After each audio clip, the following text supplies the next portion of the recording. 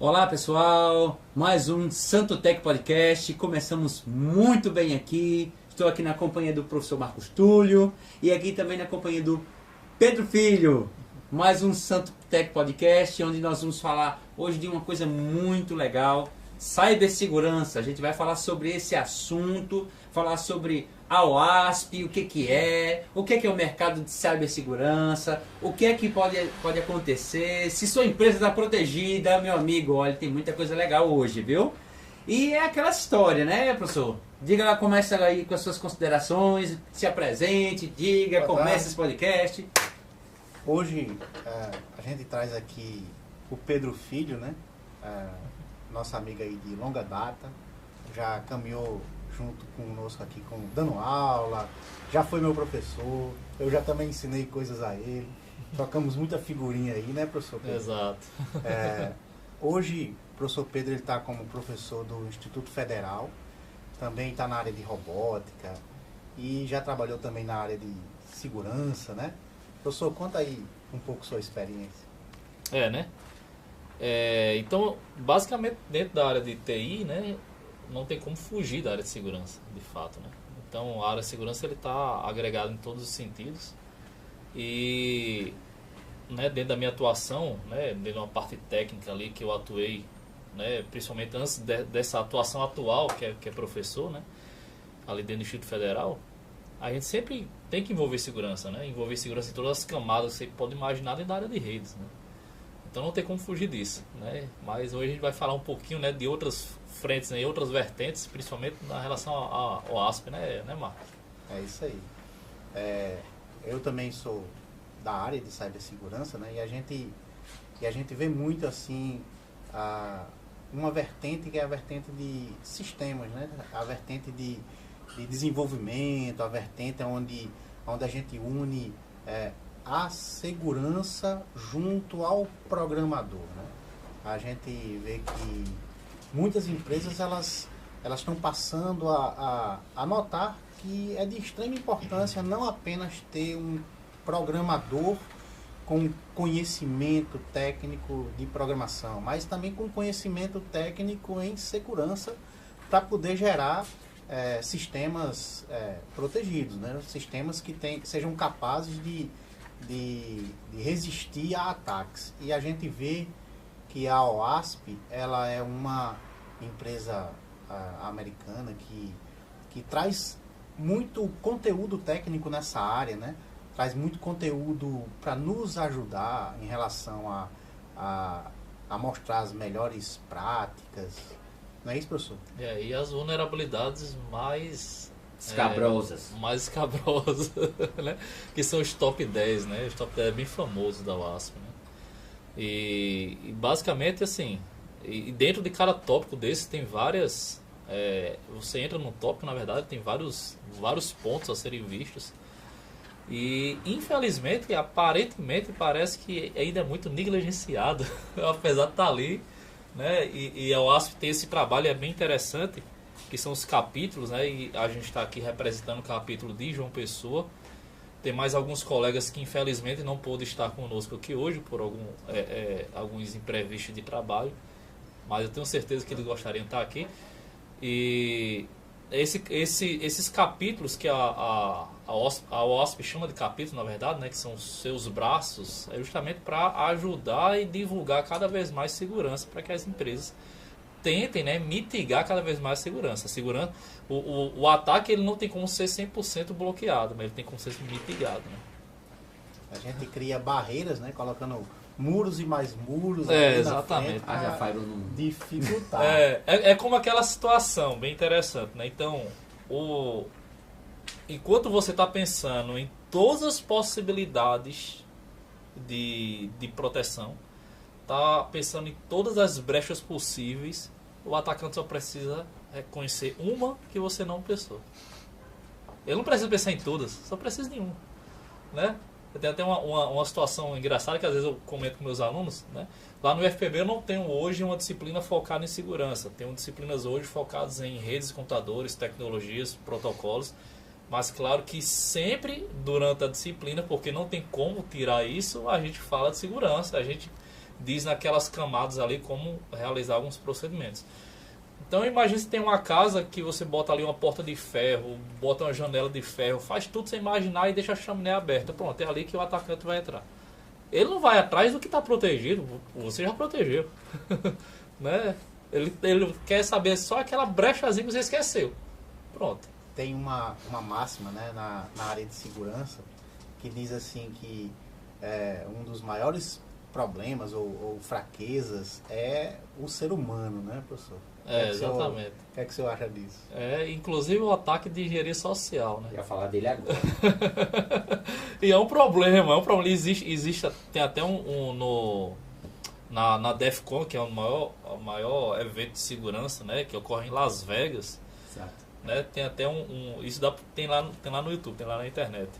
Um jornalista da BBC teve a audácia de chegar para alguns profissionais, e graças a Deus, assim, para ele, que eram profissionais sérios de segurança, não era aquele cara que queria fazer o mal, né?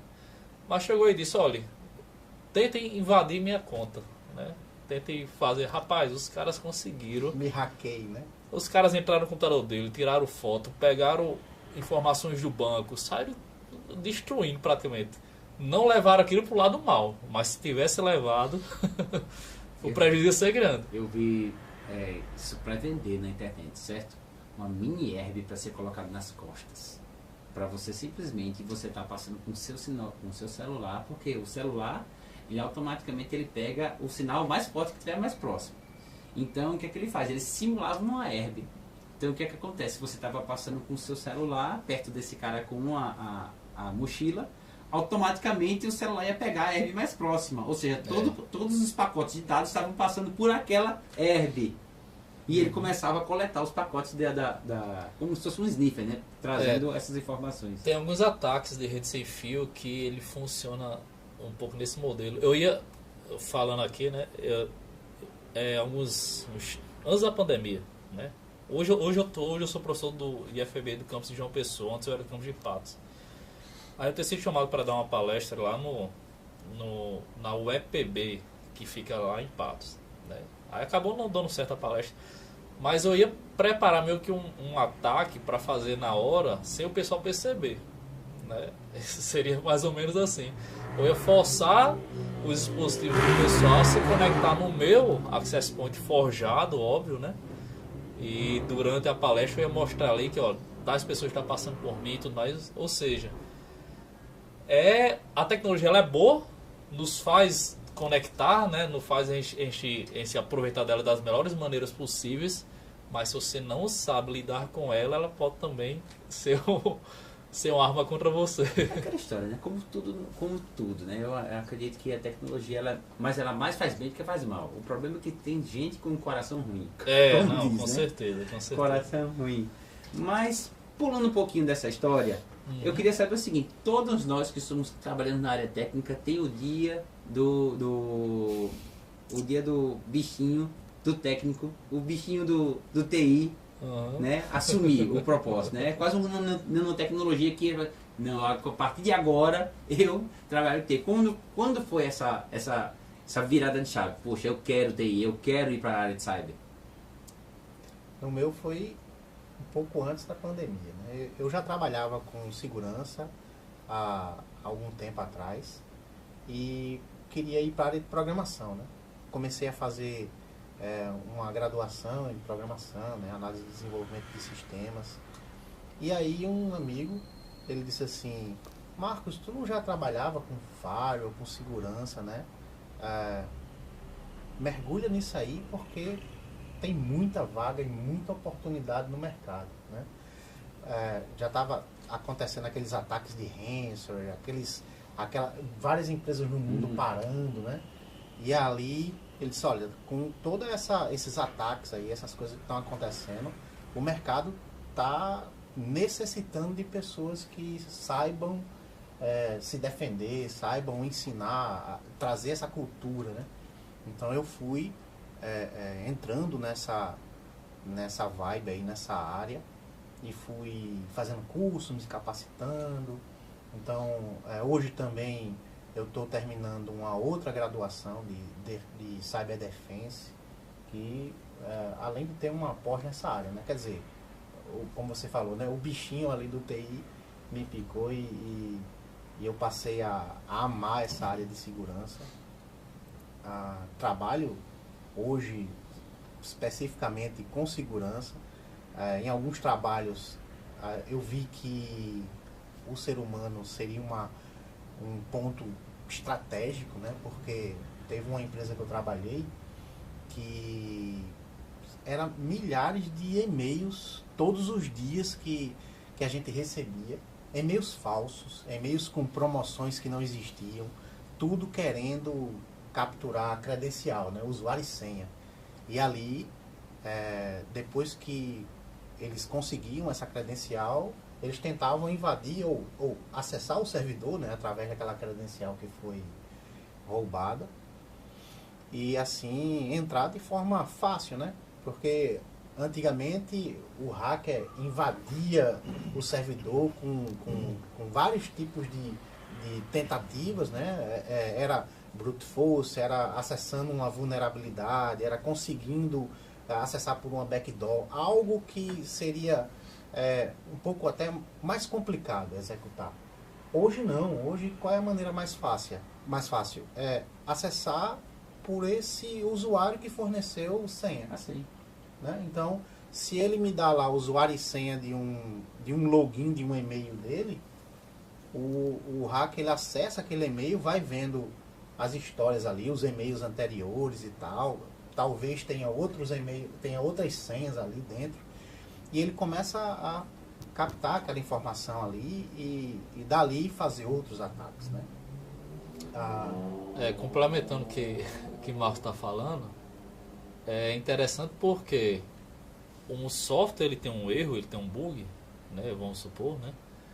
E o programador vai ali e corrige o bug. Então o bug já não existe mais. Acabou o bug. Pode ter outro.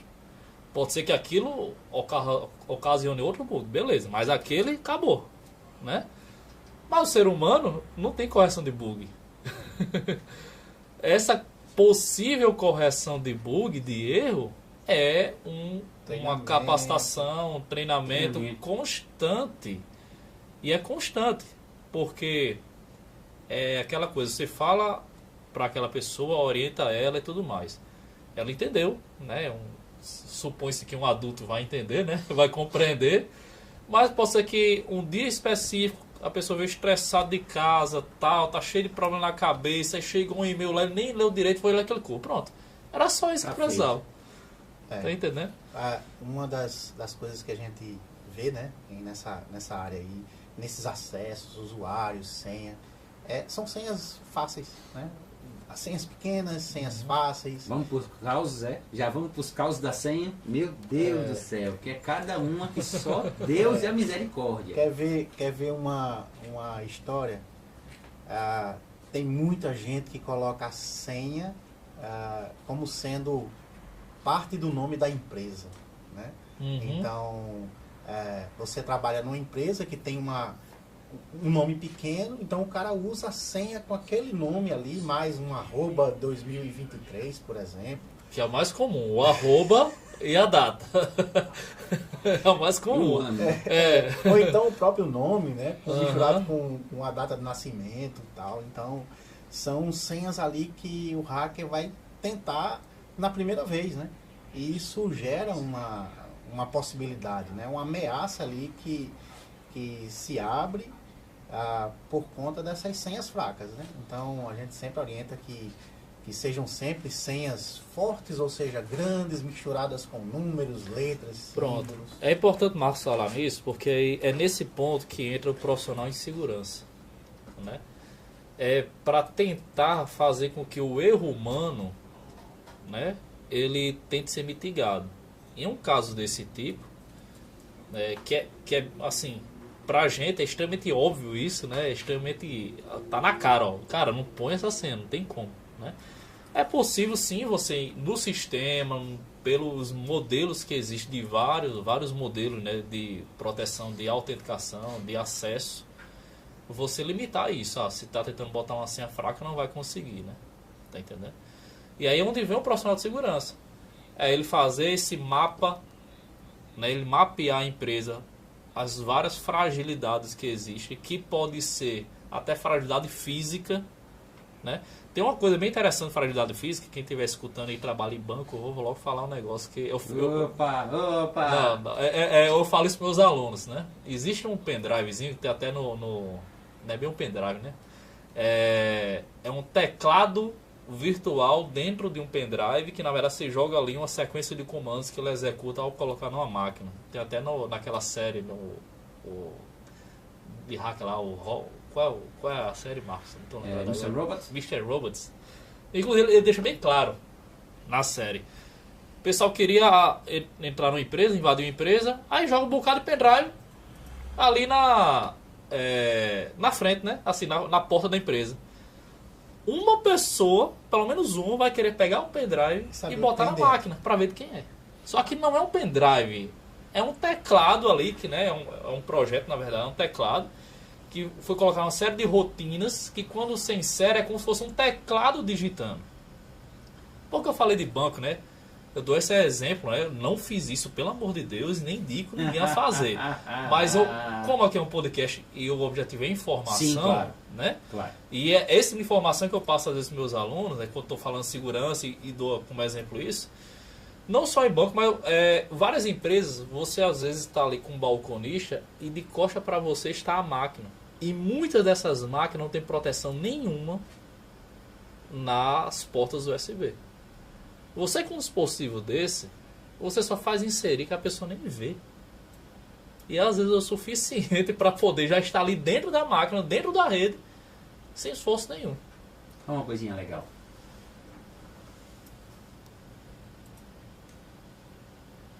Deixa eu ver se eu consigo aumentar aqui um pouquinho. Dá um... Pronto, olha aí. Tempo que um hack leva para descobrir sua senha. Tá ali a quantidade de caracteres. Uhum. Ele só começa a ter algum nível de não, segurança. Se for só caracteres é muito fácil. Exatamente, aqui ó. Vou ter números, letras, maiúsculas e símbolos aqui ó. O mínimo de caracteres que você tem que botar hoje, você tem que botar 13, 12, 13, 14 caracteres. Com letras, números, maiúsculas e minúsculas e símbolos. Pronto. Aí a gente leva isso para um outro nível de controle de acesso, né? Dentro da área de segurança existe o controle de acesso que você pode levar isso a 3 níveis diferentes, que é exigir da pessoa o que ele sabe, o que ele tem e algo que diz que ele é aquela pessoa. A gente vê isso muito claramente num caixa eletrônico de banco, que você tem que inserir o cartão de crédito, que é o que você tem que botar digital que prova que é você e colocar a senha, que é algo que você sabe, né? Eu estou dizendo isso porque uma situação, tá? Eu conversando com um colega meu, ele estava querendo proteger um sistema, não vou dizer nem a pessoa e nem a empresa, obviamente, né? Mas ele queria proteger um sistema que, por mais que aquele sistema, que é bem conhecido, um sistema de monitoramento, que é bem conhecido no mercado, ele queria proteger esse sistema porque, sei lá, cara, eu fiz um download de um sistema, coloquei para monitorar a minha empresa, mas o gerente, outras pessoas querem acessarem de casa esse sistema. Não foi eu que desenvolvi esse sistema. Por mais que eu fiz o download dele lá, né, de uma empresa respeitada e tudo mais, se o cara tem acesso ao sistema de monitoramento, por alguma falha qualquer que seja, talvez nem no sistema mas no servidor web, ou às vezes na linguagem de programação, sei lá, qualquer coisa que seja, se ele tem acesso, ele está com o monitoramento completo de toda a infraestrutura da empresa. Ele não precisa nem fazer esforço para conhecer a infraestrutura da empresa. Se tem um acesso externo, aí fica mais frágil. Aí existe um modelo de segurança que eu particularmente não vi ninguém implementar nas empresas, mas existe, foi essa dica que eu dei a ele, tá? Que é você colocar um certificado digital, mas não um certificado HTTPS que a gente conhece, é um certificado digital no navegador, tá? Então assim, é uma coisa bem técnica, tá, pessoal? Então quem está escutando talvez não entenda bem, mas é como se eu fosse levar esse conceito. Então, o navegador tem que ter o conceito do que aquilo que eu tenho. Então, ele tem que ter um certificado cadastrado no navegador. Se não tiver, ele nem acessa. Ele não abre nem a página. Nem abre, tá? Depois de abrir a página, Aí ele vai ter que botar a senha, que é o que ele sabe. Você está vendo que eu estou levando 2 níveis de acesso. Certo. Né? Só não estou levando o terceiro, que é provar que é assim, que é aquilo que eu sou, né? Que não tem como. Aí também já seria um nível de burocracia. Aí a área de segurança tem que ter esse peso, né? Quando eu levo demais a burocracia, eu também diminuo a flexibilidade. Às vezes tem que ter esse peso aí, porque senão engessa tudo e dá um problema, né? Existe aquela de máxima, logística, né? Existe aquela máxima. Quanto menos você protege, também o ladrão sabe que aquilo não tem algo de valor lá dentro. Às vezes. Não, entende o que eu quero dizer. Mas, por Às vezes é exemplo, uma falha. não, Mas eu compreendi. mas você compreendi. entende porque, por exemplo, para você entrar num banco é fácil? Claro que não. Mas tem gente que entra? Tem gente, por causa das falhas. Mas eu digo o seguinte, quanto menos segurança tem, claro, eu não estou falando aqui da questão da omissão, na questão até despreparo mesmo, porque a gente sabe que a área de segurança está grande, aí está um gap monstruoso de profissionais. Se a gente, o Google mostrou aí 700 mil profissionais na área de TI, um gap aí para 2030, 2025, 2030 eu acho. Então, o que é que vai acontecer? Ainda não tem profissional para a área. Então, muitas empresas estão aí com a segurança, ó, a Deus dará, como diz, né? Então, o que é que acontece? Então, mas pensando nesse conceito, é isso. Quanto mais eu protejo, é porque do outro lado tem alguma coisa de valor. Seja documento, seja dinheiro, seja imagem, seja vídeo, seja alguma coisa, né? Eu particularmente parto dessa premissa. Se tem algo de proteção do outro lado, eu tenho que fazer algo digno que seja protegido, né? Nesse sentido que eu falo. Eu vejo também até uma outra situação. Tem algumas empresas que pensam assim, né? Não, eu não tenho nada de valor, né? Não tenho nem porque eu implantar tanta segurança aqui. Né? Já viu alguma situação assim? Eu já. A pessoa dizia assim, não, isso aqui nem o hacker vai querer invadir aqui não. E aí, meses depois, ele foi invadido, um ransomware pegou ele. É aquela que como a gente estava conversando ontem, né? Não existe nada que não seja digital hoje em dia. Você pode pegar um papel, mas esse setor aqui funciona à base de papel. Mas um momento aquele dado, aquele papel vai ser passado para um sistema e vai ser digitalizado. Então não existe nada hoje em dia que não é digitalizado. E se é digitalizado, aquilo tem valor. Porque o valor da empresa está nas informações, né? Pessoas chegam, pessoas vão embora, pessoas nascem, pessoas morrem. Mas informações é o valor. Se ela perder as informações, fala a empresa, acabou. Né? Tem casos emblemáticos aí, na época das Torres Gêmeas, né? Que o avião bateu lá, que eles prometiam o seguinte, cara, eles tinham meio que um sistema de data center, armazenamento em cada torre, e era replicado, tipo, que estava numa torre e estava na outra. E aí as pessoas têm a sensação, se der um problema isso aqui, tá na outra torre. Beleza, mas 2 torres caíram. Gente, inclusive vários conceitos de segurança foram repensados, foram mudados, foram aprimorados depois das Torres Gêmeas. Tá entendendo? Justamente isso, né? É interessante. Paz, são essas situações inusitadas que a gente encontra na segurança da informação, né? Obviamente que a gente não vai dizer de onde veio, né? Então, assim, a gente, por causa de uma situação lá de um cliente, a gente foi ajudar, ele precisava registrar um domínio, precisava passar o domínio para uma outra pessoa, né? Que tinha entregue o site para uma outra pessoa.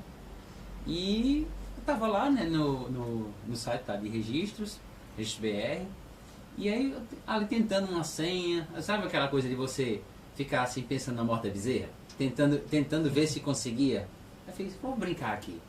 Botei a famosa famigerada senha 1, 2, 3 mudar. Não é que passou? O indivíduo que tomava conta de vários portais, ele tinha lá no Registro BR todos os domínios lá com a senha 1, 2, 3 mudar. Isso é no Registro BR? Registro BR. Rapaz, coisa mais linda. Imagina só o cara cancelar e tomar um resistência. Oxi, o trabalho que dá. E cobrar quanto? Quanto que custa o domínio da sua empresa? É a marca da empresa. É a marca da empresa. Inclusive, quando você está construindo uma empresa, cara, tô bem longe de construir uma empresa Talvez faça isso daqui a 3 anos. Pensou no nome e vá atrás do domínio. Domínio, primeira coisa.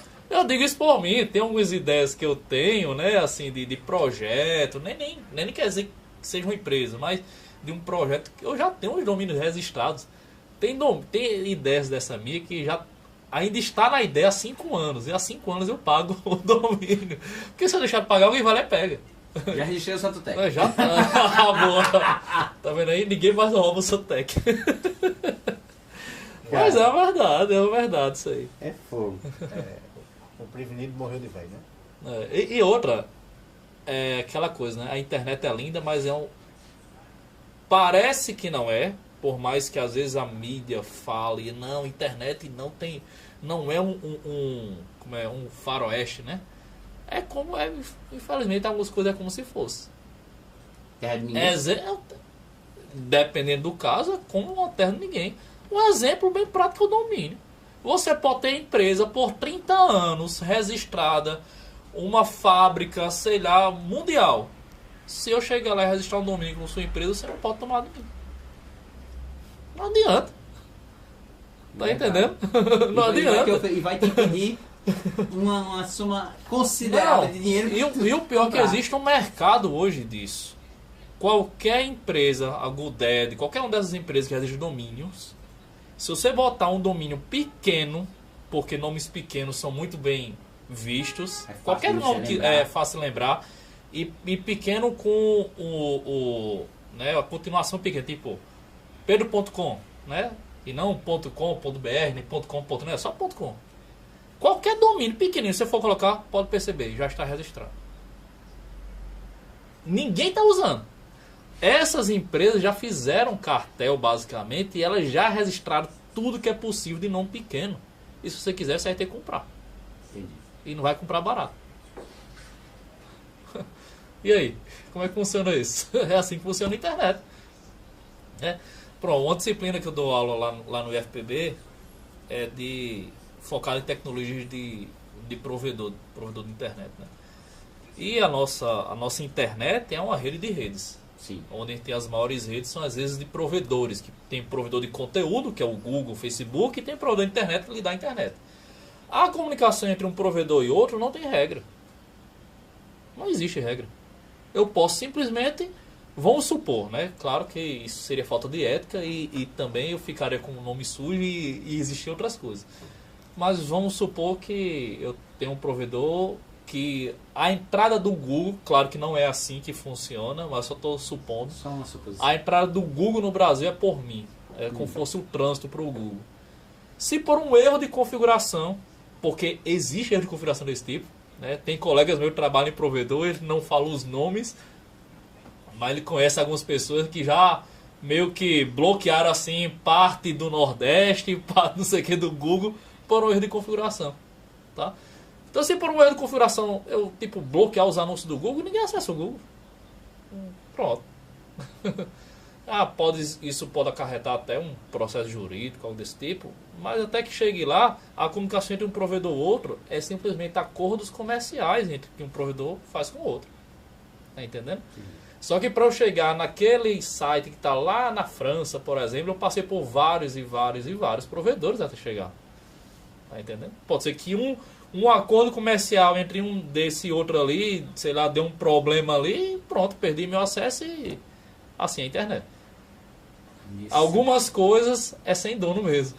Quando você se transforma em data center, né? Se transforma num provedor, você tem acesso a muita coisa, né?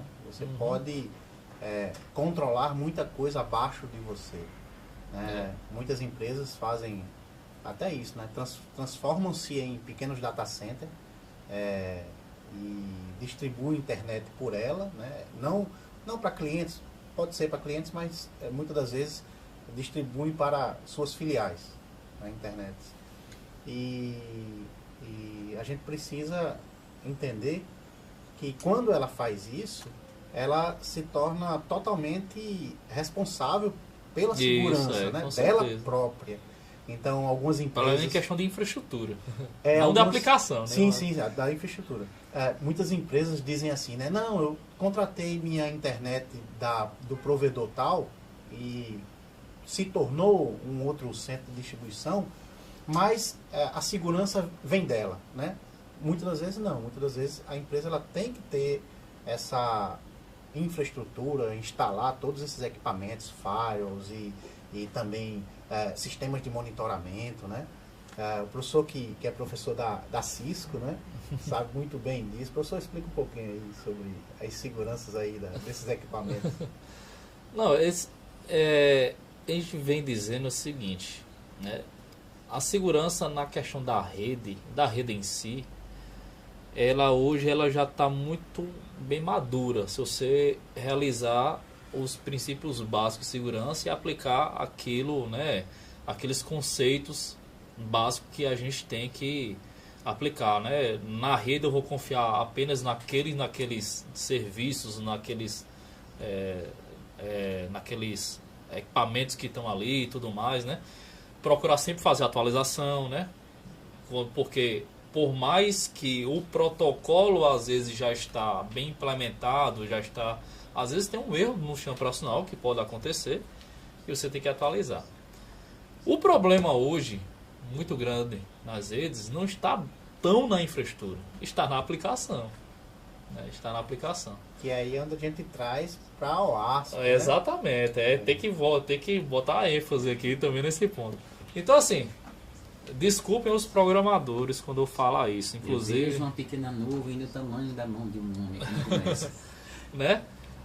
Inclusive frase do livro, acho que é do Cássio, aquele livro que eu te mostrei, que eu estou lendo, Marcos, qual é o autor mesmo? Eu esqueci o nome dele, agora eu sou péssimo para decorar o nome de gente, pelo amor de Deus. Então ele fala bem claro assim no livro, que é o seguinte, rapaz, o bug ele nasce no desenvolvimento do código, óbvio, Sim. né? Ou seja, o computador só faz aquilo que ele está programado a fazer. Uhum. Se você programou uma rotina errada, ele vai executar uma rotina errada. Então, quando o desenvolvedor está ali desenvolvendo o código, a vulnerabilidade, o bug está na cara dele, está na frente dele. Ah, mas ele é totalmente culpado disso? Não dá para fazer isso. Não estou culpando ninguém aqui de maneira alguma. Mas isso vai depender do nível de conhecimento que ele tem, não da frente de desenvolvimento, e sim da frente de segurança. Isso. Tá entendendo? Tem que uma aí... parte da OASP, Fábio, Pedro, que fala sobre o chapter leader, né? A transformação do programador também num security champion, que lá na OASP ele diz assim: o grande desafio é fazer com que o programador ele avance um nível, né, na escada da evolução, tornando-se um programador com conhecimento em segurança. Porque muitas das vezes quando a gente faz um curso, a gente aprende a programar, mas não aprende a implementar segurança naquela programação. Assim, a gente aprende a criar o algoritmo, mas não sabe até que ponto aquele algoritmo pode ser frágil em questão de vulnerabilidade. Isso é já puxando um pouquinho do DevOps, né? Você já está puxando um pouquinho do DevOps, lá, daquela parte de DevSecOps. Isso, é porque esse movimento de DevOps, né? Antigamente existia aquele profissional de infra, que era totalmente à parte, trabalhar totalmente à parte do profissional de desenvolvimento de software, né? E aí foi se percebendo que isso não é muito interessante, porque até o ciclo de desenvolvimento demora muito para entregar uma solução. Sim. Né? E a metodologia ágil ele vem trazendo isso de maneira justamente mais ágil para entregar aquele código, né, de maneira mais rápida e tudo mais. E aquele profissional de DevOps que estava longe, ele começa a ficar mais próximo, porque ele precisa participar muitas vezes do conhecimento, às vezes ali, não exatamente do algoritmo, mas da arquitetura do software e tudo mais, para que possa tentar automatizar ao máximo vários processos, tá? E aí essa automatização de processo, e aí eu vou entrar agora voltando para a parte de segurança. Opa. Né? Que o programador muitas vezes ele não vai ter o conhecimento pleno ali, né, de segurança em si, e aí onde a gente começa a automatizar algumas ferramentas para ajudar a ele e indicar o erro está aqui, isso pode ter uma vulnerabilidade ou não, tá? Isso essas ferramentas podem estar agregadas na própria IDE do desenvolvimento do programador. Então ele está ali desenvolvendo e a ferramenta já vai indicando alguns pontos. E também quando ele fechar aquele pedacinho de código e subir para um repositório, aquilo starta, né, uma pipeline, digamos assim, e chama outros softwares que começam a analisar bibliotecas, né, que é muito importante, porque biblioteca é aquele pedaço de código que não foi o programador que fez, que é compartilhado pela comunidade, que é muito normal isso. Se não fosse as bibliotecas, ninguém fazia nada, na verdade. Né? Então ele chama aqui dali para ele executar um código, mas até que ponto que a biblioteca ela tem uma vulnerabilidade ou não? Não foi ele que desenvolveu aquele código, tá entendendo? Então a gente tem sistemas que verificam as chamadas das bibliotecas, verifica se tem uma vulnerabilidade ou não.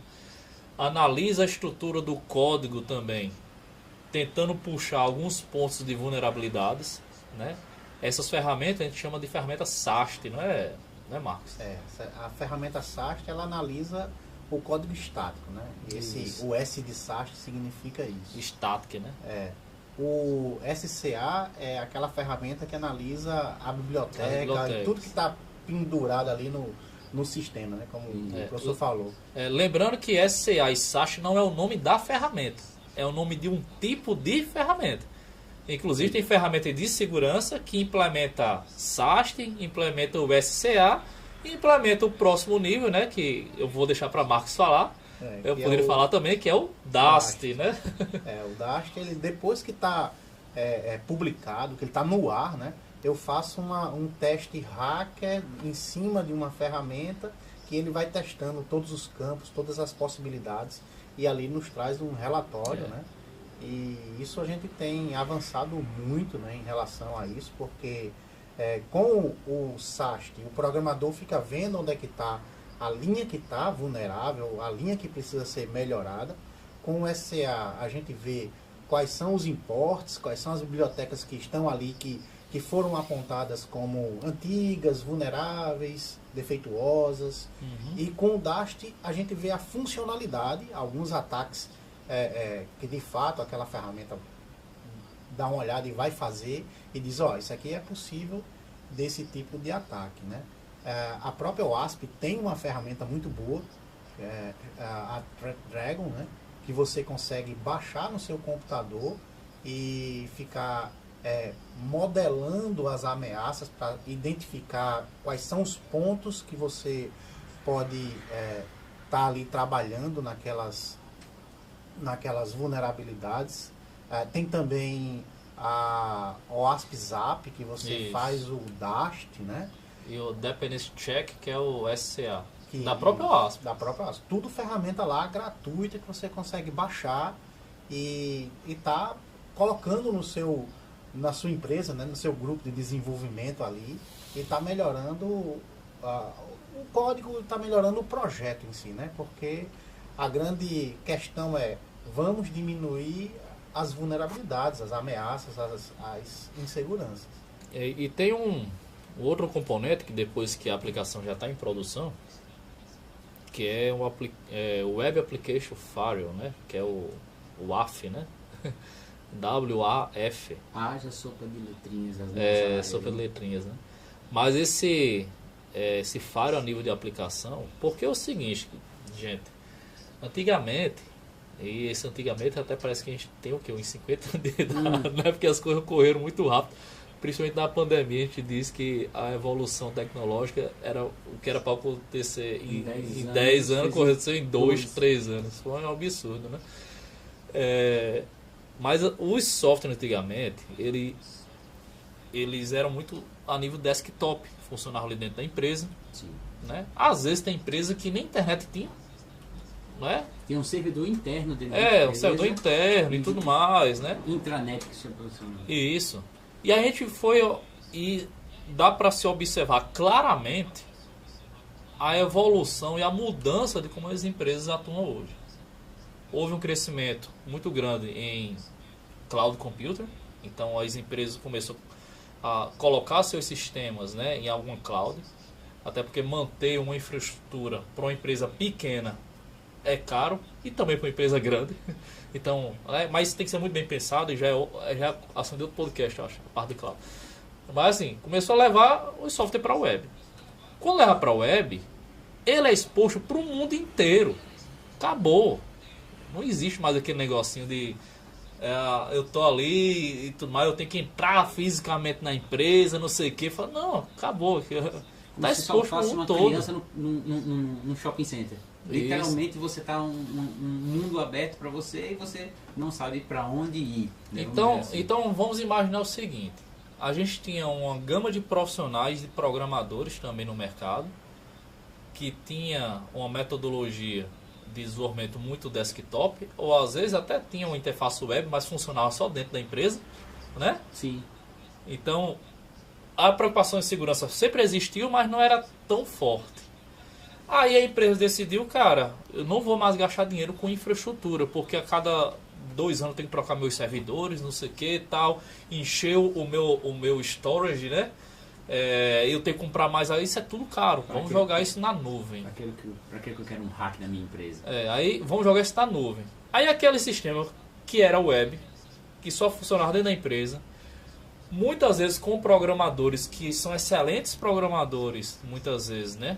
Consegue desenvolver algoritmos belíssimos, digamos assim, né? E com velocidade rápida. Mas não tinha noção tão clara de segurança. Aí aquele software agora está lá na web. Que está exposto para o mundo inteiro. Aí vem é por isso que há uma preocupação muito grande de segurança hoje em dia.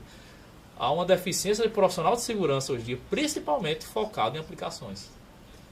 Pedro, aplicação web. Estou falando disso aí agora. Eu me lembrei de um projeto da OASP chamado WebGoat.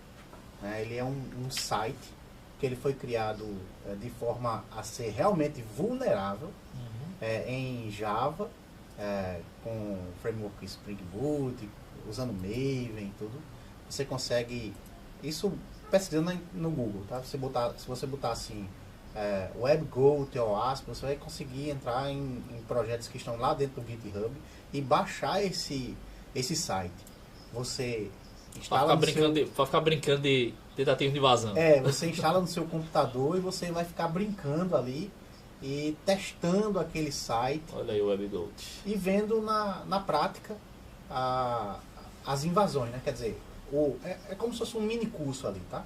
Você entra nele e ele diz assim, olha, aqui tem uma possibilidade de fazer um ataque XSS. Para você fazer um ataque, faça isso, isso e isso. Então você vai fazendo de acordo com o que está dizendo lá no site e você vai vendo o ataque acontecendo na prática. Né? E isso é muito bom para o programador, porque ele poderá ver ali naquela implementação ali como funciona, né, a vulnerabilidade ali, o ataque, e dizer, poxa, eu tenho que testar no meu site, no meu sistema, né, no meu programa, se da mesma forma que eu consegui atacar aqui, se eu consigo fazer no meu. Então ele começa a fazer isso, vamos dizer que ele consiga, né, ele ataque o sistema dele. E aí ele vai dizer, poxa, eu tenho que agora mitigar, como é que eu conserto isso, né? Eu dou uma dica bem interessante. Quem quiser começar a estudar nessa parte de... É legal você falar isso, que a gente tem... Pensar aqui a velha palavra, roadmap. Isso, como é que seria esse caminho para eu chegar até virar um especialista em cibersegurança? Assim, o especialista em cibersegurança hoje ele tem que ter várias bases. E às vezes o pessoal esquece das bases e quer ficar brincando de atacar, mas esquece que aquele ataque ele ocorre numa rede, ocorre em outras frentes. Então ter um conhecimento de redes é importante, porque a comunicação é em cima de uma rede, não deixa de ser. Os protocolos. Exatamente, não tem como fugir disso, né? Se você quer, e aí porque a área de segurança ela tem várias frentes. A gente está focando aqui mais em segurança de aplicação, mas existe o profissional de segurança de infraestrutura, existe o profissional, tá entendendo? Tem de outras frentes também, né? Mas falando exatamente de aplicação especificamente, é importante que você tenha no mínimo conhecimento de alguma linguagem de programação, porque, cara, se eu estou querendo explorar uma vulnerabilidade, né, brincar, né, assim, quero começar a entender sobre esse ataque em aplicação e eu não entendo eu não sei programar em nada, fica uma coisa meio complicada. Você vai, na minha concepção, você vai virar um robozinho que você vai conseguir identificar ou até explorar aquilo que você já conhece, mas quando foge um pouquinho da regra, você morre. Não é porque você não programa, tá entendendo? Eu acho que fica mais fácil. E qual linguagem seria? Eu acho que, rapaz, qualquer linguagem hoje voltado para o web, você já conhece, tem uma noção de como o sistema web funciona. Então, PHP... Quando eu digo é Java. você ter pelo menos a noção de como um sistema funciona, tá entendendo? O web. Né? E não simplesmente ficar atacando e tudo mais, né? Mas vamos botar para o lado de, eu queria aprender sobre alguns ataques, como ele funciona. Eu quero uma escola na internet. Tem um site bem interessante, que é da galera que desenvolve o Burp Suite, né, que é um software espetacular. Quem brinca às vezes com ataque vai usar o Burp Suite em algum momento. Para quem não conhece o Burp Suite, ele serve de proxy, né? Então eu faço uma requisição para o site, para quem eu quero atacar, mas antes de bater lá, isso bate no sistema do Burp Suite e ali eu consigo dar, tipo assim, é como se eu congelasse no tempo. Eu pego aquela minha requisição, altero ela da maneira que eu quero fazer o ataque, e aí aquela requisição vai com todas aquelas modificações que eu Isso fiz. acontece tanto indo quanto Voltando, porque ele serve É um proxy, né? Ele é um proxy, na É o verdade. famoso ataque do homem do meio pela web. Isso. E tem muitos ataques alguns ataques que você tem que fazer essa modificação. Mas resumindo, tem o site do Burp Suite. Inclusive, aí dentro do site tem a parte de Academy. E é de graça. Nunca se viu tanto conhecimento gratuito, gente. Então você entra lá no site, né? Você bota lá no Google, Burp Suite. Aí vai aparecer o site lá do pessoal que desenvolve Burp Suite. Então tem um menu lá, Academy. E tá listado lá, eu acho que, cara, você brincar uns 20 tipos de ataques diferentes. Para cada tipo de ataque, ele vai explicando detalhadamente como funciona o ataque. Aí você clica, é lindo. Você clica no botão, ele abre um site com aquela vulnerabilidade para você testar naquele momento que você acabou de aprender. Que legal. É uma escola que tá ali, tá entendendo? Eu acho é uma boa oportunidade para quem quer começar a brincar, inclusive programadores que quer conhecer mais sobre os ataques, que é importante que ele conheça, para que na hora que ele estiver codificando, ele enxergue, eita, isso pode gerar um ataque que eu estudei, que eu vi, né? Tá entendendo? De XSS, de SQL Injection e por aí vai, né? Vários tipos de ataques que existem, tá? Então, é um ótimo lugar, e sem falar da própria OASP, né? Que ele sempre lista ali os top 10, principalmente os principais ataques. Top 10. Né? Project ali, top, ali não vi isso ali. Project. Aqui em cima, Projects. Isso Ali é. é o O ASP Top 10. Né? Inclusive tem empresas que pagam profissionais de segurança para dar às vezes um treinamento, né, alguma coisa só relacionado aos top 10. Então, eu venho aqui para mostrar meus profissionais o que são esses top 10. Né? Análise de vulnerabilidade. Análise de vulnerabilidade, né? E até correção, muitas das vezes, em código, né? Uhum. Porque a gente consegue, como a OASP ele tem essa junção de desenvolvedor com o cyber, né? Isso. A gente consegue mostrar ali exemplos de como consertar algumas coisas. Inclusive tá para sair esse ano, né? Porque a cada 4 anos, né? Exatamente. que sai o top 10, né? Vai sair em As breve. mudançazinhas ali, né? Isso, Mostra é porque... cada um que subiu, quem desceu. Uhum. E olha que interessante aqui, ó. Em 2021, o Broken Access Control ele foi para primeiro lugar. O que é que tá dizendo aí? Cara, é o controle de acesso. É simples, é acessar o sistema. Tá entendendo? Credencial, né? Parte de credencial foi para primeiro lugar. Ou seja, é as vulnerabilidades mais exploradas é credencial. É esse controle de acesso. Né? Aí, claro, quando você entra nesse tópico aí, ele vai destrinchando vários tipos, né, de que acontece, tá entendendo? Em cada coisa desse tipo aí. Então, assim, ó, uma empresa, né, hoje quando vai contratar um profissional de segurança, até para fazer um pentest, né, que é um teste de inclusão, coisa desse tipo, no mínimo que ele tem que cobrir ali, basicamente, é o top 10. Né? Ele tem que no mínimo cobrir aqui dali. E claro, dependendo do profissional, com a experiência que ele tem e tudo mais, ele vai envolvendo alguns tipos de ataques, que é até mais remoto, então às vezes nem está no top 10, mas não quer dizer que não seja crítico, né? Remoto que é mais difícil de acontecer, mas se ele estiver lá é um problema.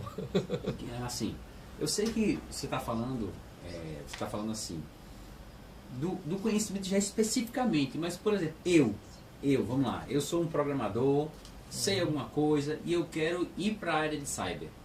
Para onde eu vou? A pergunta é essa, né? No sentido de trazer um ponto. Eu vou para uma pós, eu vou para uma... Existe uma graduação específica ou é uma matéria interna de um curso? Como é que seria isso? Existem as pós-graduações, né, em cibersegurança, existem as graduações também em cibersegurança, e existem os cursos profissionalizantes. Né? Então, Que muitas são das tão vezes, bons quanto. Inclusive, normalmente quem dá esses cursos são profissionais que estão agora atuando no mercado. E profissionais altamente, né, gabaritados e tudo mais, né? E assim, que estão hoje atuam de fato na linha de frente contra o ataque, tá entendendo? Então assim, é tão bom quanto. isso. E a terceira dica aí é a cereja do bolo, né? Que é a certificação, né, professor Pedro? Isso, é porque o mercado de TI ele funciona um pouco diferente de outros mercados, na verdade, né? Aí a gente sempre pegar o mercado mais comuns, né, que a gente vê, as engenharias, medicina, sei lá, qualquer outro que seja, direito, por exemplo, você tem que ter no mínimo uma graduação para atuar. O profissional de TI, ele só tem que provar que sabe. Né? Esse é o pulo do gato, né? Aí é engraçado, né, quando eu chego pro pessoal e falo, tu é da área de TI, coisa boa, área boa, né, tá na frente, mas você também pode. Inclusive você não precisa nem fazer graduação. Você vai ali, o que você precisa é primeiro dedicação, porque aí é uma coisa, viu Marcos, que eu vou falar que eu amo estudar. Eu acho que se eu sou professor, se eu não gostar de estudar, eu acho que tem algum problema. Né? Nós. Mas, cara, mas às vezes dá agonia, bicho. É meu irmão, você não aprender, consegue acompanhar, meu não, Deus do cara. céu. Pelo amor de Piscou Deus. o olho. O povo fica criando coisa Perdeu assim, de uma hora pra outra. alguma A gente Não para, Deus, bicho. Você tem que fazer na sua vida não, meu filhinho, arrumando problema. Dá vontade de dizer pra... Ei, dá uma freada aí nas tecnologias, ver se eu consigo pelo menos chegar perto, porque... É como disseram, dá uma freada na IA aí. Porque, pelo amor de Deus, cara. Olha, o cara que for entrar na área de TI, não se iluda. Vai estudar todo Você dia. vai estudar todos os dias, praticamente. Até o dia que você disser, eu não quero mais trabalhar na área de TI. Vou vender minha arte na praia. Então, assim, primeiro você tem que gostar. Se você for pensando em outras coisas, porque você viu fulaninho que tá bem na área, que tá ganhando X aí, porque a gente conhece pessoas que ganham... Xzão, né? Acho que alguns X, né? Né, Marcos? Tem gente que com o salário é o que tem pessoas que ganham em 2 anos, né? Um salário, né? A gente conhece algumas pessoas assim. Mas, cara, pra esses caras chegar ali, não para não, bicho. A gente não para, tá entendendo? É estudando todo dia. Eu sou um cara que tá na academia, quando eu dei academia, que hoje eu sou professor do Instituto Federal e atuo basicamente só com a parte de ensino, né? E também com pesquisa, outras frentes que a instituição de ensino nos traz. Mas, assim, além dessa parte mais acadêmica, que eu tenho que estar alinhado também, porque eu preciso, né, mostrar, né, ali para a instituição, eu adoro a área técnica. Então, tanto se eu não tivesse tão assim perto da área técnica, eu acho que não estaria nem aqui e nem fazia parte do Capri da OASP com os colegas. E, cara, é uma loucura, bicho. É uma loucura tentar alinhar isso. E é muito interessante. Eu gosto de estar perto da área técnica porque eu sempre tenho que trazer para dentro da sala de aula o que hoje o mercado está fazendo. Porque depende muito de que frente você está atuando. O IFPB, mais exclusivamente no curso superior de redes e computadores, na qual eu sou professor, né, faço parte também do corpo docente, é um curso que o objetivo da gente não é preparar o aluno, que ele vai ter competências para isso, para ir para a área científica. O nosso objetivo é botar o aluno no mercado de trabalho. Claro. Então, eu gosto muito de estar perto da área técnica para eu poder trazer para dentro da minha sala de aula o que hoje é colocado. Inclusive, cenários hoje que eu trato nas minhas disciplinas de Linux, nas minhas disciplinas de protocolos de rede, é justamente cenários que eu converso com o pessoal que está hoje atuando dentro das empresas. Eu digo, bicho, como é que está fazendo isso aí hoje? Faço assim, beleza. Aí eu pego aquele cenário e jogo para dentro da disciplina. Legal. Então, é muito comum hoje alguns alunos meus chegar para mim, eita, professor, aquilo que tu deu semestre passado, tô vendo agora no trabalho. Né? Exato. Ou tem aluno meu que hoje trabalha na Tele, por exemplo, né? um dos provedores de internet daqui, na Hostdame e tudo mais. Aí eu disse, bicho, ó, quando chegar em tal disciplina minha, que a gente vai ver essa tecnologia que tu vai atuar aí, tu pega o conteúdo da disciplina e se mostra dentro do trabalho. Né? E aí é uma coisa interessante esse mostrar, porque esse mostrar não é babar os outros, pelo amor de Deus. Né? É mostrar o seu trabalho. Porque é o seguinte, bem feito, não bem adianta você, desenvolver não adianta você ser um bom profissional se ninguém sabe. Não adianta você ter um conteúdo, um conhecimento se ninguém sabe. Ninguém vai ter um processo de adivinhação lá para saber Então, se você... então às vezes aquele aluno, ele tá ali na empresa fazendo um bom trabalho, mas ele tá num nível um pouco mais baixo, né, assim, de reconhecimento da empresa. E às vezes ele não tem a oportunidade de subir porque o gerente dele e tudo Acha mais não que ele soube, não sabe. não sabia que ele já sabia aquele conteúdo. Exato. Então é interessante, e eu acho que Marcos deve fazer com certeza isso, porque a gente teve uma conversa uns dias atrás, né? Inclusive você também estava participando, Sim, sim. de um aluno de Marcos que está lá no Chile, né, Marcos? Qual é o nome dele mesmo? Esqueci o nome. Marcelo Boteiro. Então é muito comum a gente, dentro da sala de aula, o aluno nos vê como um espelho, às vezes, alguém está orientando, e a gente tem esse papel de orientar. Orientar ele para, cara, o mercado de trabalho, para a vida e tudo mais, né? A gente tem aluno de todos os tipos. Eu tenho alunos que é carente em questão financeira, que às vezes é complicado de ir até para a universidade, e tem aluno que, se brincar, é o motorista que vai deixar. Tá entendendo? Então, tem alunos que às vezes não tem um apoio, às vezes, da família e tudo mais, né? Então, assim, é importante a gente, como professor, também dar esse direcionamento. Eu acabei puxando pro outro lado, cara, fugi do aspo. Desculpa. É que eu me empolgo quando tô falando isso. Eu gosto, assim, eu gosto dessa parte pessoal. No meu exemplo, né? Eu estou ensinando a disciplina de banco de dados. E nesse semestre, eu falando pro pessoal, digo, olha, é banco de dados, aqui é uma faculdade, mas não levem como se isso fosse uma disciplina. Eu quero o meu 7, eu quero o meu 8, eu quero o meu 10. Não. Leve como se fosse algo para você levar para o profissional, que você tem que levar para o profissional. Porque banco de dados, você vai, como profissional, vai usar ele constantemente, seja em cyber, seja em redes, seja em programação. Os dados têm que ser guardados. Exatamente. Então, aí eu comecei a mostrar depois disso aí, né? A mostrar algumas vagas de emprego de cyber que pedia, por exemplo, MySQL, Postgres, programação, desenvolvimento de software. Então, você trazer esse pensamento de que as disciplinas que estão lá na faculdade devem ser levadas a sério, né? Isso é muito importante. Mas assim, Anthony, voltando para aquela pergunta que você fez, que eu acho muito importante, principalmente para o ouvinte,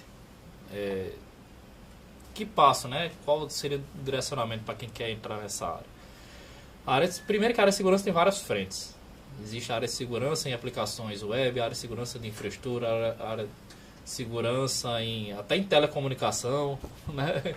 Em várias coisas. Ataque, defesa. E dentro da área de segurança, existem várias equipes, né? Existe a equipe de Blue Team, de Red Team e Purple Team, e cada um tem seu objetivo, seu papel ali dentro. Mas mostrando qual é a evolução de como as coisas vão e de onde está tendo maior ênfase, né, hoje em dia em questão de segurança, é a parte de segurança web, de aplicações web. Então, se o profissional, né, aquela pessoa quer adentrar nesse ponto aí, primeira coisa, é importante saber programar, fazer um pequeno programinha ali web é importante. Porque, cara, se eu quero aprender como atacar aquilo, tem que saber como aquilo funciona. Tá entendendo? Então esse é um ponto. E outro ponto é um ponto inicial, é os top 10 da OASP, né? Não tente viajar demais não. Pega os top 10, vá vendo cada um dali e vai explorando, vai estudando, né? Existem alguns cursos focados em top 10 da OASP. Inclusive, a dica que eu dei do site do Burp Suite, os vários tipos de ataques que ele coloca ali é exatamente relacionado aos top 10 da OASP. Ó, tem um exemplo lá na OASP que é o OASP Java Encode. Ele é uma ferramenta que está disponível, que eu baixo para o meu código. Isso é uma ferramenta que eu até instalo como dependência do Maven e tal. E eu passo todo o input, toda a entrada de dados, fazer uma sanitização, uma correção nesses dados que estão ali, naqueles campos, né? E está disponível lá na OASP, né? Então, para o programador já implementar uma segurança no seu próprio código, se ele começar a pesquisar ali na OASP, ele vai conseguir encontrar vários exemplos de como se proteger, de como melhorar o seu código, né? De como tá mitigando aqueles ataques. E tu falou de input de dados, cara, mas a parte de input de dados é justamente um dos pontos bem crucial em segurança, né? Rapaz, eu tenho que tratar todos os dados que entram e eu não posso confiar em ninguém. Hoje na área de aplicação a gente tem muito comunicação entre aplicações, que é o que a gente chama das APIs, né? Eu tenho um software que ele consulta outro software para pegar algum dado e ele me retorna. Por mais que seja o software que está consultando ele, aquele software não pode confiar em qualquer pergunta que aquele outro programa está fazendo, né? Então a OASP tem até uma relação ali também focado também, né, nessa questão de comunicação, tal, de APIs. E essa validação, cara, tu tem que validar tua saída de dados e tu tem que validar tua entrada de dados, não tem como. E essa validação, aí tem várias coisas de validação. É validação o tipo de dado, o tamanho do dado, se o cara é uma pergunta assinada, porque às vezes eu não abro minha API para qualquer pessoa. Então, para tu me consultar, eu te entrego uma chave que só tu tem aquela chave e eu sei que é você que está me consultando. Se tu me gerar um ataque, eu sei que foi você. Tá entendendo? Veio dali. E aí são tantos requisitos que infelizmente às vezes acontece do cara tirar esses requisitos por ser mais fácil de implementar. Tá entendendo? A velha história da preguiça, né? Assim, às vezes, eu vou nem dizer preguiça, às vezes a demanda é muito grande. Você tem que entregar logo o software. Aí vem uma pressão de cima e tudo mais. E o negócio tem que sair para ontem. Só que para sair para ontem tem que passar por uma série de passos. Aí você bula aqueles passos, então aqui, ó, o software entregue. Mas aí tá entregue com um bocado de falha. Na próxima atualização a gente melhora, né? Uma equipe de segurança atuando dentro de uma empresa, ela vai em busca de gerenciar um pouco esses recursos. Quando eu digo esses recursos, tratar direitinho que, bicho, se isso daqui tá com certo nível de vulnerabilidade, ele não pode de maneira alguma passar. Ele tem que voltar, né? Então ele vai gerenciando, né, esses pontos, vai trabalhando também com a equipe na questão de orientação, né, não é, Marcos? E aí vai atuando em várias frentes para tentar, né, mitigar ao máximo, né, a questão de vulnerabilidade e tudo mais. Marcos, que está hoje, né, mais claramente no mercado de trabalho e segurança, pode até dar mais exemplo, né, Marcos? A OASP em si tem sido uma ferramenta gigante, né, na área de desenvolvimento, porque ela faz... É o norte, a bússola principal, né? Porque ela faz com que o programador pense, né, diz assim, poxa, tem todas essas vulnerabilidades aqui que estão sendo muito atacadas no mundo, né? Poxa, deixa eu ver se meu programa, se meu projeto tem isso, né? Tem esse tipo de problema. Então ele começa a baixar programas, algumas ferramentas. Que a gente já fazer os citou aqui, né? testes. Que a gente já citou aqui, né? Que Isso. são as ferramentas que vai atuar na metodologia que a gente falou de SAST, de DAST, são nomezinhos que o profissional de segurança ele conhece certamente, e aqueles programadores que gostam também de segurança, ele acaba caindo e vai conhecer também essas ferramentas.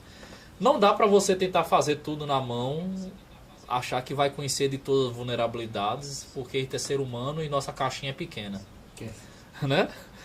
Essas ferramentas que a gente está citando, e muitas delas são pagas, nem muito bem pagas, né, Marcos?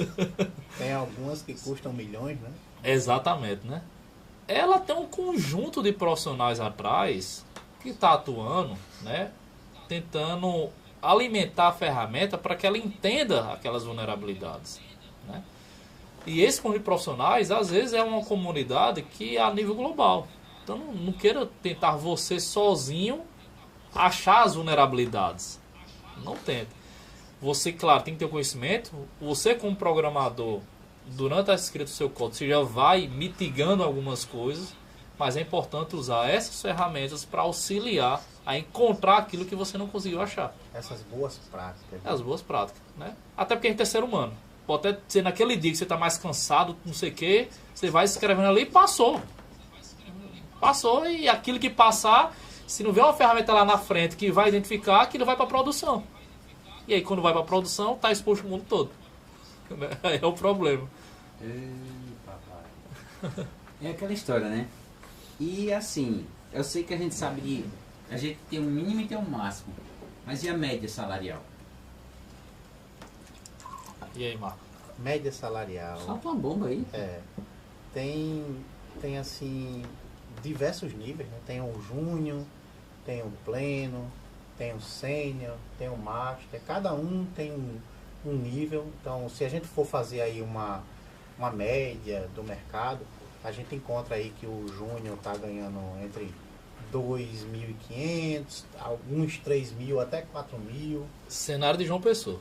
Cenário de uma pessoa. Se for lá pro Sudeste, isso vai ser certamente pouco maior, mais. né? Viu? Cenário de João Pessoa. Pleno, a gente já chega ali a 7, 12, tem outros que já vão ali para 15, 18. E tem aquele pulo do gato, né, que eu sempre falo ali, se você sabe inglês, É isso que eu ia falar agora. você começa Rapaz, a atender Eu vou até, empresas internacionais. eu vou até falar perto do microfone. Aprendo inglês. Se você pode ser o melhor profissional que tem, digamos que você está ganhando hoje, que a gente conhece, né, Marcos? Alguns colegas nossos, né, ganhando ali na faixa de 20 por aí, né, às vezes até mais. O que limita esse cara de estar ganhando hoje 50, 60, 70 mil reais por mês, não é por ano, é por mês, é só o inglês. A gente tem uma demanda hoje mundial que o que acontece é o seguinte. Primeiro, o brasileiro ele é muito bem visto na área da tecnologia. Aquele negócio que o pessoal fala, brasileiro dá um jeitinho. Esse jeitinho na área da tecnologia é o que faz diferença. É o que resolve. É o que resolve. Porque Não, não um jeitinho pra deixar falha, não é isso. Mas é o seguinte, a cara, criatividade para resolver os é problemas. a criatividade. Tô com um problema, o brasileiro vai dar um jeito e vai resolver aquele troço. E isso o mercado lá fora vê isso com muito bons olhos. Será que nós estamos virando os novos indianos em alguns aspectos? Porque hoje, sem se pensar... Tem muita empresa vindo para o Brasil contratar os brasileiros, alguns pagando em real, outros pagando em dólar. Isso. Aí o que é que acontece hoje em dia, né? O movimento que acontece hoje em dia, a gente vê isso porque a gente vê colegas nossos nesses movimentos também, Sim. tá entendendo? O que acontece é o seguinte, chega uma empresa, por exemplo, lá da Inglaterra. Cara, eu preciso de um profissional especialista em cloud. Sim, aí falando em segurança, existe um profissional, outra área de segurança, especialista em segurança em cloud computing. Também é outra área de segurança muito bem vista hoje no mercado e muito requerida. Tá entendendo? Então o cara tá trabalhando com segurança, trabalhando como analista de cloud. Aí a empresa da Inglaterra aí dizer, rapaz, se eu contratar um cara nesse nível que eu estou precisando aqui na Inglaterra, eu vou pagar uns 15 mil dólares. Aí diz, rapaz, tem uns brasileiros lá que os cabas estão torando na emenda, fazendo muito melhor. E vão pagar ali feliz a ele, sei lá, uns 10 mil. Eu tô diminuindo meu custo 5 mil, ele tá ganhando em dólar 10 mil, que equivale a 50. E fica todo mundo feliz. O que é que diferencia isso? É tu saber inglês, cara. É o inglês. O inglês é a maior barreira hoje de vários colegas que a gente conhece, de não estar lá avancando lá em questão salarial e tudo mais, né? A gente tá até para trazer aqui, né, um Professor de inglês para exatamente estimular as pessoas a entender que nós precisamos ser uma nação bilíngue. Que deveria ser, né? Porque, aí já puxava outro podcast. Falando de educação. Mas o cara vê inglês, teoricamente, do primeiro ano do fundamental até o terceiro ensino médio. No final não sabe dizer oi praticamente. Debusão de tempo direito. Que loucura, bicho. É tanto que o movimento hoje das escolas de querer ser bilíngue, né? Eu não sei até que ponto elas conseguem ser bilíngue, de fato. Porque para ela ser de fato bilíngue, a secretária que está lá na frente devia falar inglês. Sim, os funcionários... Não é bilíngue em dizer, bicho, tu tá hoje aí, tu tem 5 horas de inglês dentro da instituição. É a mesma coisa de tu tá numa escola que não tinha esse programa e tu pagou a parte uma escola de inglês.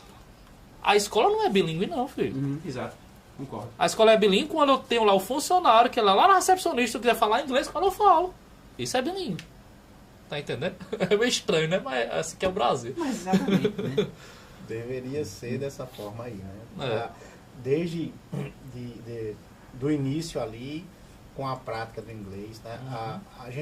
Eu já escutei algumas pessoas falando assim, de que em alguns locais isso tem mudado, porque está aparecendo muito estrangeiro, está aparecendo muito contato com a língua estrangeira, e isso tem fomentado o inglês, né?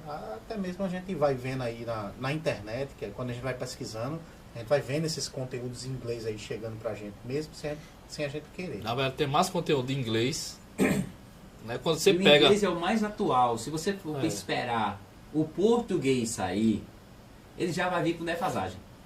Se você já souber inglês, você já pega na fonte, na hora. Inclusive, uma dica que eu dou para quem tem criança, né? Coloque o quanto antes na escola de inglês. Independente se for para a área de TI. Independente. Você hoje com inglês, você se sente livre. Para andar em qualquer país. Em qualquer lugar. Qualquer país. Quem não tem inglês se sente... É uma verdade. Se sente preso. Se sente preso, tá?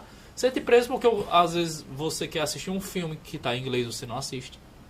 Se sente preso em assistir uma palestra espetacular que não foi traduzida.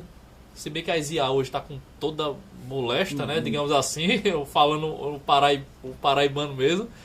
Que os caras já traduzem de imediato e botam até um avatarzinho lá falando com você como se fosse ele falando, né? Mas fora isso, a sensação de liberdade do ser humano acho que é a melhor coisa que existe. E a possibilidade de altos ganhos, né? Claro. Sem dúvida. E assim, pensando que aqui o podcast da gente é trazer essa visão de que as pessoas acham muitas vezes que o Nordeste não tem esse tipo de conteúdo, que não tem esse tipo de profissional, inclusive. Né? A gente sempre... Esse é o objetivo, é mostrar que aqui a gente tem gente capacitada, que aqui tem gente que trabalha, até mesmo fora do país. Né? Rapaz, só o que tem. É só o que tem. Porque, só que eu conheço os colegas lá fora. Nós conhecemos, tem pessoas que vêm de fora, vêm pra cá e querem ficar. Porque é um lugar muito bom de viver, né? É um lugar que tem um pessoal muito acolhedor. Só complementando o que o tempo tá falando, todos os colegas que eu conheço, que é dali da região Sudeste, quando vem pra cá, não quer voltar mais, cara. Tchau, Sudeste, tchau. Não quer voltar mais, não é porque eu sou de João Pessoa, mas é uma cidade maravilhosa. Opa, não é nada, não. Eu moro aí também em outra cidade aí também, mas só que era uma outra, mais para o sul, mas volta, faz caminho de volta, né? Porque o alvo é crescer. E assim, a gente percebe que a gente tem muitos profissionais que são muito gabaritados aqui, que a gente tem muita inovação por aqui, mas que as pessoas não conhecem. As pessoas não conhecem, as pessoas não sabem nem para onde ir, Mas aí quando a gente traz uma pessoa como você, traz uma pessoa como Marcos Túlio e outras pessoas que já estão na linha, né, professor? Que já estão na linha. Tem gente que vai vir aqui falar sobre produção sucropoleira, tem gente que vai falar sobre tecnologia na criação de alevinos de camarão. Tem pessoas que vão falar de mulheres da TI. E só complementando, Antônio, eu não sei se a pessoa que veio falar de alevinos, Sim. Não sei se é relacionado a umas produções que existem no Alto Sertão da Paraíba, mas existe produções no Alto Sertão. Isso aí eu não sabia. No caso é uma pessoa que é mais próximo daqui. Uhum. Mas se tiver, a gente não tem problema. Tem Entendeu? produções também, Tem... no Alto Sertão, que você nem imagina, mas tem lá produção de camarão e tudo mais. Pois é, e aí como é que faz? As pessoas acham que Nordeste, vou falar uma coisa terrível de se dizer, mas as pessoas acreditam que o Nordeste, foi o que um colega nosso falou sobre o Nordeste, que ele assim, na escola lá só ensinavam que o nordestino era alguém com a lata d'água na cabeça, certo? Venha pra cá ver! E que só tinha calango para comer. Olha que negócio maluco. E ele é de Minas Gerais. Certo? Minas Gerais também tem o Delta Mineiro lá, meu filho, que é seca. Tem. Certo? Tem lá. Então, mas a impressão que se tinha no Nordeste era essa. Quando chegou aqui, tchau, Minas. Vou ficar por aqui mesmo. Tu sabe que é interessante falar sobre seca quando alguém vem falar isso pra mim? Que eu passei 5 anos trabalhando em Patos, que é no meio da Paraíba. E Patos é uma região bem quente. Mas nunca faltou água um dia dos 5 anos que eu tava lá. E é porque é seco, né? Claro, existe, seus pontos, claro que existe. Não só na Paraíba, mas também em outros locais, né, do país, existe pontos, né, Inclusive, quando eu fui para Gramado, tive a oportunidade de ir 2 vezes para Gramado. Uma das vezes que eu fui para Gramado, tava sem água a cidade. E é no sul, rodeado de áreas verdes com cachoeiras, estava sem água. Congelou foi tudo. eu acho que tá sem água e congelou. Foi tudo. Aí nesse dia eu lembrei, rapaz, eu lá em Patos, no sertão da Paraíba, nunca faltou um dia com água. Eu vim para Gramado sem água. Como é que pode? Não que a gente esteja estimulando nenhum tipo de xenofobia, de maneira nenhuma. O que nós estamos fazendo aqui é mostrar aquilo que nós temos de melhor. Conhecimento, né? Conhecimento, inovação, tecnologia, pessoas que querem realizar, pessoas que querem fazer as coisas. Então, a gente está dando voz a essas pessoas. Aqui a TV Ponta dos Seixas, juntamente com a gente, está dando voz a essas pessoas. Né? A gente tem pessoas que vão vir do Recife para cá, vão também dar um podcast com a gente, pessoas do interior, pessoas que estão fazendo a coisa acontecer. E para mim e para o professor, isso é que é o interessante, é mostrar que a gente sabe o que está fazendo, que a gente sabe aonde chegar e aonde quer chegar. Cara, gente, para mim foi muito legal a experiência de hoje, viu? Mais uma, eu vou falar uma coisa minha, tá? Pipoco do Trovão, certo? É isso. Muito legal, tá? E eu queria deixar com vocês as considerações finais. E aí, o que é que vocês dizem aí para nós? Temos tecnologia. Temos sim, com certeza. Inclusive, eu já dei até a dica a Anthony aqui, né? A gente tem várias pessoas lá no IFPB que podem vir aqui falar de trabalhos que o IFPB hoje realiza em cooperações com outras empresas, inclusive da China também, desenvolvendo tecnologia. Olha aí. Tá? Então tem pessoas lá que podem vir com bastante respaldo, né, experiência. Todo mundo, né? Um outro exemplo agora, recentemente, no campeonato mundial da Huawei, né, de redes de computadores, o IFPB daqui de João Pessoa já foi, acho, mais de uma vez campeão e agora ficou em segundo lugar no campeonato mundial da Huawei. Olha aí. Né, o professor Michel, que está à frente desse projeto, né, teve a oportunidade de levar os alunos para a China, conhecer a própria Huawei lá na final e tudo mais. Né? Coisa que às vezes o pessoal não sabe, cara. Não sabe. E FPB também acontece muito. Já ganhou diversos campeonatos de robótica, né, professor? Inclusive a gente participou de um, não foi, Marcos? A gente participou de um que por um detalhezinho ali a gente foi infelizmente desclassificado, mas a gente ganhou o campeonato e a gente iria para Oklahoma, nos Estados Unidos, né? participar da final. Que foi a outra equipe que foi para Oklahoma e ganhou lá. Né? Olha que interessante. Uma parte lá desse campeonato era uma comunicação remota, né, que tinha com o robô. E deu um problema lá. E o pessoal, aí vem, o jeitinho brasileiro às vezes salva.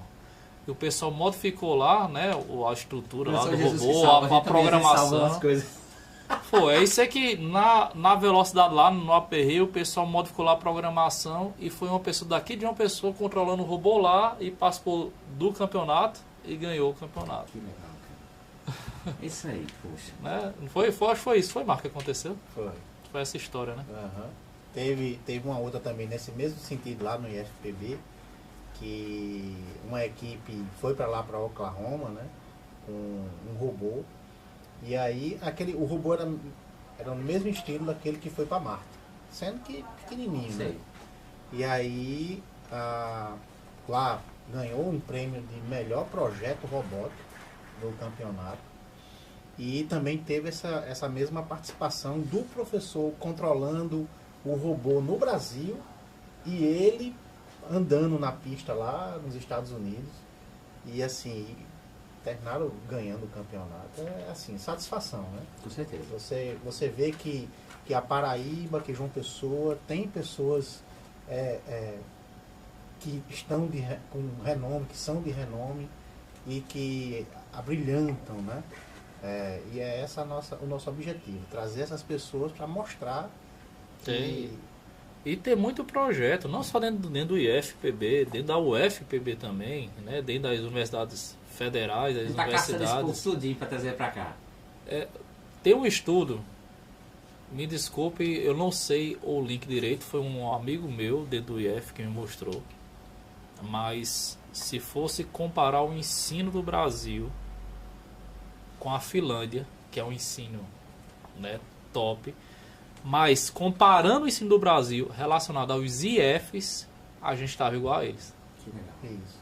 Inclusive o nível de assim, porque assim, o IF ele tem algumas coisas assim bem interessantes, né? E aí eu tô falando do IF não só do IFPB, mas sim dos IFs do Brasil, né? Como existe já uma seleção para o aluno entrar lá dentro, normalmente o aluno que está lá dentro não é um aluno de baixo nível. Sim. Tá entendendo? A força de vontade dele é maior. Né? Eu fiz IF, mas foi que quando não era ETFPB. Faz um tempinho. Mais alguma coisa a falar, Marcos? Queria agradecer, né? Queria convidá-lo a voltar mais vezes aí pra gente tocar em outros assuntos. Tem muitos. Lembra que ele no decorrer aí, isso é um assunto para outro podcast, né? Exatamente. Então vale o convite. Porque a gente vai conversando e vai surgindo as coisas na cabeça e aí tem que ficar voltando, né? Senão sai demais. É coisa. Professor, para nós foi um prazer trazer o senhor aqui mais uma vez. A primeira vez, mais uma vez, já tô puxando, né? A primeira vez né? de muitas. De muitas, né? E deixe suas redes sociais, né? Fala pro pessoal, tá? Suas redes sociais, como podem entrar em contato com o senhor, saber um pouco mais sobre cibersegurança, perdão. Uhum. No próprio capítulo do OASP, né? Tem os nossos contatos, né, Marcos? O Marcos já foi colocado lá, Marcos. O Marcos acabou de entrar no capítulo, tá no ouvindo o capítulo. Mas se não tá o dele, vai estar lá também, né? Normalmente o meu codinome, assim, né, é Pedro Filho JP, né? Aí lá no Instagram, se colocar isso, vai me ver lá também, no LinkedIn.